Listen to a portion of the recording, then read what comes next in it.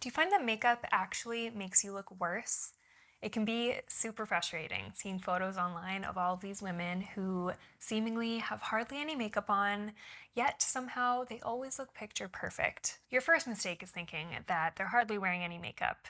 They just know how to apply their makeup in a way that is super flattering, or a professional makeup artist actually did their makeup and that's what you're seeing in the photo. But luckily for you, I'm a professional makeup artist and you came to the right place because I'm going to show you exactly what to do. But your second mistake is comparing yourself to these people. I've been there too, and I know it's hard, but comparison is the thief of joy. You need to remember, makeup isn't made to wear you, it's made to be worn by you in order to enhance your features and to enhance the natural beauty that you already have, okay?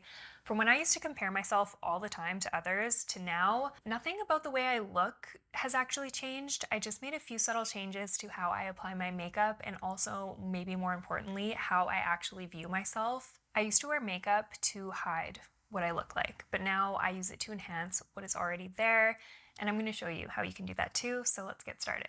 So my first tip for you is pretty important, and it might sound silly, okay, but hear me out. Especially if you're a beginner, I really want you to try out a bit of a lighter coverage base. So maybe try a skin tint, maybe try a tinted moisturizer, or even just a light coverage foundation. So I'm actually going in with the NARS Pure Radiant Tinted Moisturizer, and as you can see, I'm applying a thin layer of this before blending it out with a foundation brush. And this is going to be the reason why your skin has that effect. You know what I'm talking about. The effect that's like, is she even wearing any makeup? Oh, her skin is so flawless. And before you tell me, Amanda, I don't have perfect skin. I have scars, I have hyperpigmentation, I have acne spots.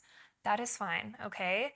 You still don't need a full coverage foundation, and here's why. When you apply a light layer of tinted moisturizer over your base, it's going to give your skin just a very natural wash of color, but it's not going to make you look like you're wearing a mask like high coverage foundations typically do. And also, if you're a beginner, you're way more likely to experience cakiness when you're going in with full coverage foundation. And in my honest opinion, I don't even think full coverage foundations look good for every day. Yes, they look good in photos. Yes, they look great for a super high glam look, but for every day, I really just don't think that they're your best bet. A skin tint is going to give you that very effortlessly beautiful look. It's going to give you a light wash of color without making it look like you're wearing a lot of makeup. And as far as spot concealing goes, I'm going to show you how to do that next. One thing I forgot to mention is while you blend your foundation, especially if you're using a brush, you're going to want to use pouncing motions and not dragging motions, because if you drag, it's going to cause streaks. But if you're a beginner and you notice you're still having a few streaks here and there, what you can do is you can take a sponge, whether it's a beauty blender, whatever. This is just a finger sponge from Flower Nose. You can just go over everything really lightly and just tap over your entire base to make sure you do not have any streaks. Now for contour. Contour is a tricky thing, and I actually made a whole video about how to contour in depth, so if you want to watch that, I'm going to put it up on the screen. But for this video, I'm going to keep it really simple. You're going to want to avoid any contour product that is too warm or too orange. It's not going to look natural. You're going to want something that's a bit more on the cooler side so that it actually mimics a natural shadow, so that it defines your features in a very natural and undetectable way. I'm going in with my Makeup by Mario Soft Sculpt Shaping Stick in the shade Fair. And I personally like cream contour instead of powder contour, but you can use whatever you want. A tip if you're a beginner, I would actually apply your cream contour on the back of your hand before going in with it on your face, just to warm it up so that it's even easier to blend. So I just apply it to the back of my hand, just like this. And then I'll go in with this Tennille Jai Base and Buff brush, and I will just pick it up off the back of my hand, just tapping my brush into that product, making sure it is evenly coated, again, to avoid any patchiness. Less is more, trust me, so just pick up a little bit of product and start tapping that right in the hollow of your cheek. See how there's hardly any product on my brush, but you can see how it's just blending out in a way that's almost undetectable and airbrushed. Everyone's face is different, so it's going to look a little bit different for you than it does for me most likely, but as long as you follow your natural bone structure, it's going to flatter your face. A general tip I like to throw out there is do not drag your contour downwards. That's going to make your face look a little bit sunken. And also don't drag your contour too far in towards your mouth or your jawline. You're going to want to keep everything pretty nice and lifted. I don't usually blend my contour in any further than the outer corner of my eye. I like to take a little bit of this on my forehead, and then whatever's left is on my brush. I like to drag it along my jawline as well. Moving on to blush, I really think that blush is a essential step to getting that effortlessly beautiful look. It's just accentuating the way your face naturally flushes, and I really do think blush looks good on everyone. And I've really found the perfect beginner-friendly blush. This is Huda Beauty's blush filter, and I use the shade Cotton Candy. It is perfect for my fair skin. Any of my fair skin girlies out there, you need to try this blush. The reason this blush is so good for beginners is because it is so blendable and it is so forgiving. Now, the shade you're going to want to use for your blush is going to be different depending on your undertone. If you're more of a warm undertone, you're going to want to use something that is a little bit more maybe on the orange or red side, even think like a coral or a peach. If you're more on the cool side, you might want to go for something a little bit more on the mauve side or like a nice cool pink. If you're neutral, you might be able to get away with anything you want, but if you want to know what works best, you're just going to have to experiment on what looks good on your specific skin tone. And remember, as always, less is more. You can always add more later, but it is so hard to take it away. And if you're noticing you look a little clownish with blush, it's probably because, well, you're either using the wrong tone for you or you're really just going in a bit heavy-handed. I preach this all the time on my channel. Less is more. Try going in with a lighter hand. You can always add more later. Just trust me on this one, okay? Now for concealer. This is a step that I see a lot of people just really going wrong. So I'm going to show you my method that I think works really well for that effortlessly beautiful sort of vibe. So today I'm going in with one of my favorite concealers. This is the Armani Luminous Silk Perfect Glow Concealer. And the reason I like this one is because it's not 100% full coverage, and that's actually something I would recommend. Maybe try avoiding a super 100% full coverage concealer unless you're specifically using it on a very intense scar or acne breakout or something like that in a very small amount. Go ahead, but for all over the face, I recommend toning back the coverage a little bit. This is going to prevent you from looking cakey, and it's also going to give you that effortlessly beautiful kind of look that we are going for. I feel like, at least in my opinion, I don't really want to look like I'm wearing a ton of makeup, especially on my skin, and that little tip that I just gave you is really going to help you achieve that. When I'm applying concealer, I don't actually apply it and blend it really up close to my lower lash line. I find this creates a really unnatural look, and so what I do instead is I apply it a little bit lower, and I don't blend it all the way up. I actually kind of preserve that natural discoloration along my lower lash line, and I just use it to enhance my eye. It almost looks like eyeshadow in a weird way. And then for the rest of my face, I only apply concealer where I need it, and I only apply the tiniest amount. I apply it in areas where I want to brighten a little bit, like in the center of my forehead, a little bit on my nose and chin, and then I also apply it very sparingly on any blemishes that I may have. And for right now, this concealer works fine because I don't have any super dark blemishes, but if I do have something a bit darker, I will go in with something a bit more full coverage. For example, the NARS Soft Matte Complete Concealer. It comes in a pot, really great for covering blemishes.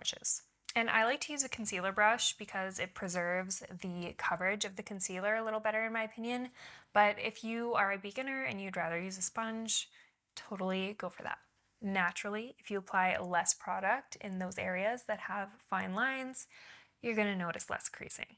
Another way I actually prevent creasing, when I powder underneath my eyes, I always go in with either a brush or a sponge and I pat out any lines right before applying powder, because if you do have any lines whatsoever under your eyes before applying powder, when you apply powder on top of them, they're going to be set in place and you're going to have creases on your face all day long. So this is how you avoid that. I'm using the Pat McGrath Skin Fetish Sublime Perfection Blurring Under Eye Powder in the shade Baby Pink, and I like to use a powder puff when it comes to under eye setting. I just find this creates the most airbrush, blurred look.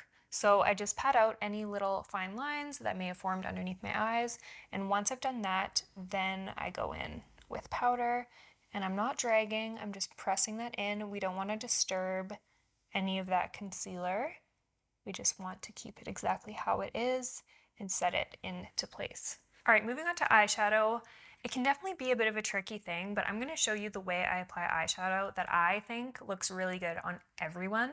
I'm using the Makeup by Mario Master Mattes, the Neutral Edition. And what you're going to want to do is you're going to want to choose a shade that is very similar to your bronzer or contour shade. So for me, I'm going to mix these two shades together. It's probably about a shade or two darker than my natural skin tone.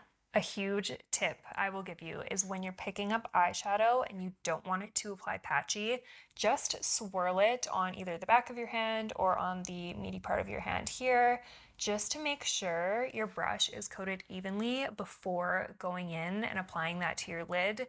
This is going to make your eyeshadow look so much more effortless and airbrushed. So now what you're going to want to do is you're going to want to apply that in the crease of your eye, just to kind of contour your eye and give it a bit of definition.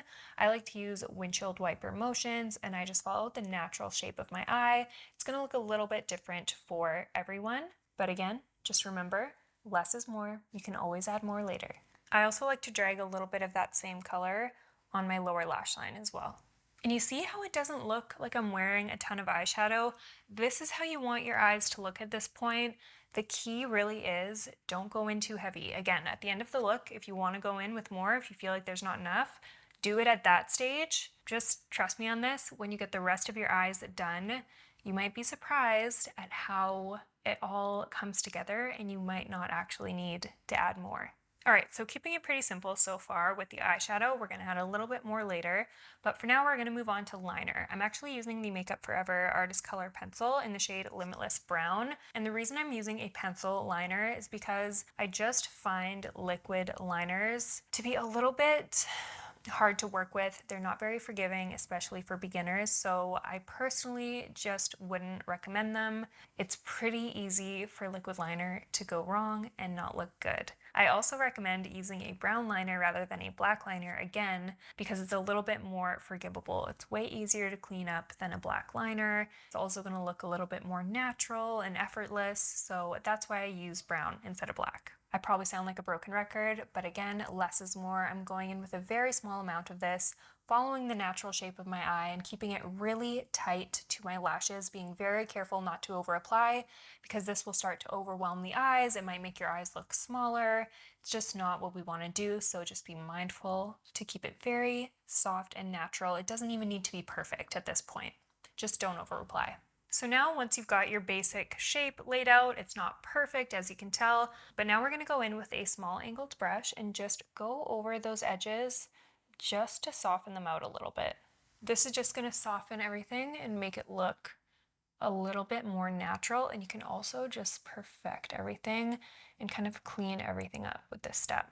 And now we're going to dip back into eyeshadow. I'm actually going to pick up this dark brown shade in that same palette I was using earlier, using the same brush, just a small angled brush. And I'm going to go right on top of that liner and just really set it into place so it lasts all day. And we can also perfect the shape a little bit more during this step as well. So this next little trick is actually so underrated in my opinion. I don't see a lot of people doing this, especially not beginners, but it makes the most subtle but really big difference. For me, it kind of just makes your makeup look like it was professionally done. It really just takes it that next step. You know what I mean? I'm going in with the Hourglass Voyeur Waterproof Gel Eyeliner, and I'm tightlining my eyes because if you don't do this step, there's gonna look like there's a little gap between your lashes and your eyeliner. And for me, this step really just locks everything in and makes it look so professional and clean. So I'm just gonna apply this nice deep dark brown liner in my tight line.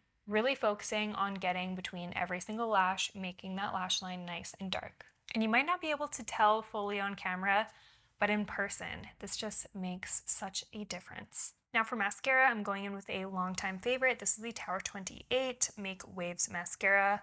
I just love this one. I think it curls and lifts my lashes so beautifully, but we all have different preferences in mascara, so whatever you like, go ahead and do for your mascara. I don't really have any big fancy tips for this, except for find out what you like. Do you like lengthening? Do you like volumizing?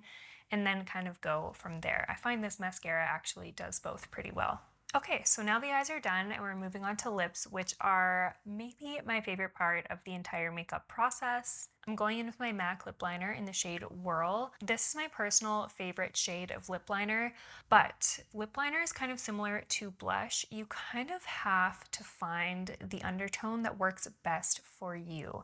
I like to stick with the natural kind of shade of my lips, but go maybe 1 or 2 shades darker. My lips are not too warm, but not too cool, so I find that this shade actually really complements them very well and adds definition. As far as technique goes, the most common mistake I see beginners make is overlining their entire lip. You do not need to do that, okay? This technique is very simple, but very, very effective. I like to overline in mainly 2 places only. So I like to overline my Cupid's bow as well as the center of my lower lip. On the outer corners of my lips, I do not overline at all. I stick to the natural shape of my lips. If you overline your lips, it can give you a bit of a clownish and overdone look, and that's not really the look we're going for here. We want to look like we have full defined lips, not too overdone. Maybe even it doesn't look like we're wearing lip liner, it just looks like our lips are enhanced. That's kind of more the vibe that we're going with. I also like to fill in the outer corners of my lips a little bit just to enhance that contoured effect. I like to keep the center of my lips pretty light and my outer corners a little bit darker. It just gives the lips a bit more of a pouty look. For lipstick, the same kind of principles apply. Stick with something similar to the undertone of your skin. And for an everyday look, I like to stick with something kind of close to the natural shade of my lips. I get questions about this lipstick all the time. This is the Ilia Balmy Tint in the shade Hold Me.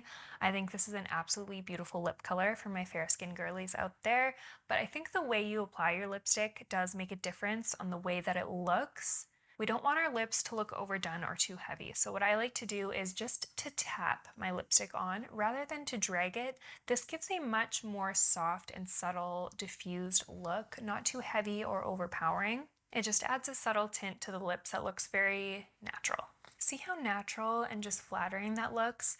I typically like to go for a formula that's not matte. I like to go with something that's maybe a little bit more on the sheer side, a little bit of a satin, or even like a dewy finish for the lips. But when I do want my lips to look even more dewy and glassy, I always like to go in with a lip gloss. I personally think lip gloss looks great on everyone, so I would recommend adding a gloss to your lips if you haven't already. It just really gives you that clean girl effect. It just elevates the look. I've been loving these Maybelline lifter glosses. I use the shade Opal. I just think this really brings the lips to life. It's so shiny and so plumping. It kind of fills out all of those fine lines in your lips to give you the most pretty, juicy, pouty lip look. You cannot tell me that didn't just complete this entire look. It just gives that perfect finishing touch that I need. And that is it for today's tutorial. I hope you found these tips helpful. I hope you have a better understanding for little things that you can do to really help drastically improve the way your makeup applies on an everyday basis. If you enjoyed this video, please don't forget to give it a thumbs up and also subscribe to my channel and hit the bell notification if you do not want to miss out on my future videos. Thank you so much for watching, and I'll see you next time.